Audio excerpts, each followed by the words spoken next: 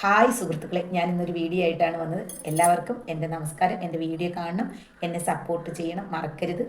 ഇന്ന് ഞാൻ പറയാൻ പോകുന്നത് നമ്മുടെ നടൻ ശ്രീനിവാസനെ കുറിച്ചാണ്. അദ്ദേഹം അന്തരിച്ചു. 69ാമത്തെ വയസ്സായിരുന്നു. അദ്ദേഹത്തിന് സുഖമില്ലായിരുന്നു. അദ്ദേഹം ആശുപത്രിയിൽ ഡയാലിസിസിന് പോണ വഴിക്കാണ് അദ്ദേഹം മരിക്കുന്നത്. രണ്ട് മക്കൾ, വിനീത് ശ്രീനിവാസൻ, ധ്യാൻ ശ്രീനിവാസൻ, ഈ രണ്ട് മക്കളും ഷൂട്ടിങ്ങിന് പോയി. അമ്മയും ശ്രീനിവാസനും കൂടിയാണ് ആശുപത്രിയിൽ പോയത്. അവിടെ വെച്ചാണ് അദ്ദേഹം മരണപ്പെട്ടത്.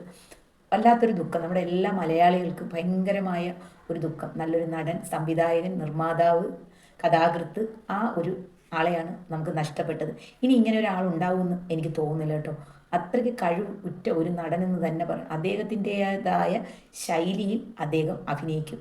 ഓരോ കഥയ്ക്കും അദ്ദേഹത്തിൻ്റെതായ ഒരു രീതിയുണ്ട്.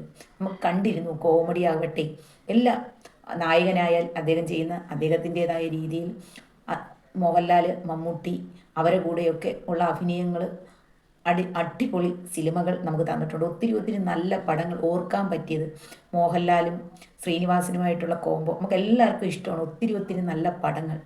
അദ്ദേഹം എന്തായാലും മരണപ്പെട്ടു. പക്ഷെ അതിനിടയിൽ കുറേ വിവാദങ്ങളൊക്കെ വന്നു.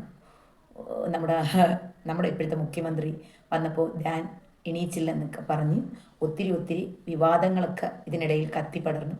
സത്യം പറയാൻ എനിക്ക് ഒത്തിരി വിഷമം വന്നു. കാരണമെന്ന് വെച്ചാൽ ശ്രീനിവാസൻ മരിച്ചു കിടക്കുമ്പോൾ ആ മോൻ്റെ കരച്ചിൽ, ധ്യാൻ ശ്രീനിവാസൻ്റെ കരച്ചിൽ കണ്ടാർക്ക് സഹിക്കാൻ വയ്യായിരുന്നു. അത്രയ്ക്ക് സങ്കടം തോന്നി വീഡിയോകൾ കാണുമ്പോൾ.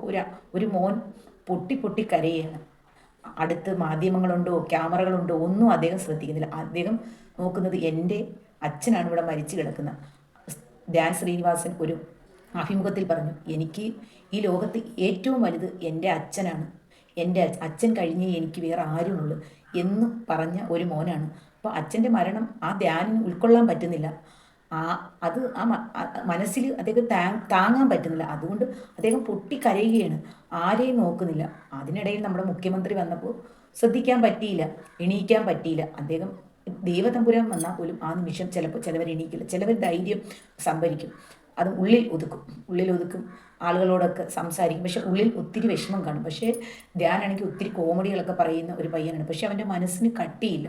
അതാണ്, അവന് താങ്ങാൻ പറ്റിയില്ല. അവൻ്റെ അമ്മയെ ചേർത്ത് പിടിച്ച കരച്ചിൽ കണ്ടാൽ ഒരു അമ്മമാർക്കാവട്ടെ ഒരുത്തർക്കും സഹിക്കാൻ പറ്റില്ല. ഒരു ആൺകുഞ്ഞായാലും പെൺകുഞ്ഞായാലും ഇങ്ങനെ കരയുന്ന കാണുമ്പോൾ അച്ഛനോടുള്ള സ്നേഹമാണ്. അവനത് താങ്ങാൻ പറ്റുന്നില്ല. അവൻ്റെ അച്ഛൻ മരിച്ചെന്ന് അവന് വിശ്വസിക്കാൻ പറ്റുന്നില്ല എന്ന് തന്നെ പറയണം. അങ്ങനെ ഒത്തിരി പേര് മോശം കമൻറ്റുകൾ നമ്മുടെ മുഖ്യമന്ത്രി വന്നപ്പം എണീച്ചില്ലെന്നപ്പം അവരൊക്കെ ഒന്ന് ചിന്തിക്കാൻ വേണ്ടി മാത്രമാണ് ഞാൻ പറയുന്നത്. നമ്മുടെ വീട്ടിൽ നമ്മുടെ അച്ഛനോ അമ്മയോ നമ്മൾ അത്രയ്ക്ക് സ്നേഹിക്കുന്ന ഒരാൾ മരിക്കുമ്പോൾ നമുക്ക് ആരും വരുമ്പോൾ അവരോട് ചിരിക്കാനോ നമുക്ക് അവരോട് ഒന്നും മിണ്ടാനോ ചിലവർക്ക് പറ്റില്ല. അവരുടെ മാനസികാവസ്ഥ അതായിരിക്കും. അതുകൊണ്ട് നമ്മൾ ആ കുഞ്ഞിനെ കുറ്റം പറഞ്ഞിട്ടൊന്നും ഒരു കാര്യമില്ല. ചിലവരുടെ അങ്ങനെയാണ്.